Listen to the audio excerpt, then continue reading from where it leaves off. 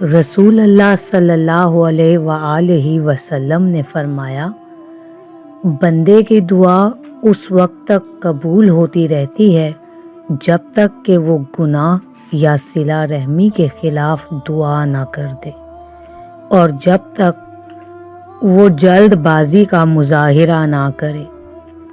صحابہ رضی اللہ عنہم اجمعین نے عرض کیا، جلد بازی کرنا کیا ہے اے اللہ کے رسول صلی اللہ علیہ وآلہ وسلم؟ تو ارشاد فرمایا، وہ یہ کہنے لگے کہ میں نے دعا کی اور دعا کی لیکن مجھے اپنی دعا کی قبولیت ہوتی ہوئی دکھائی نہیں دیتی، بس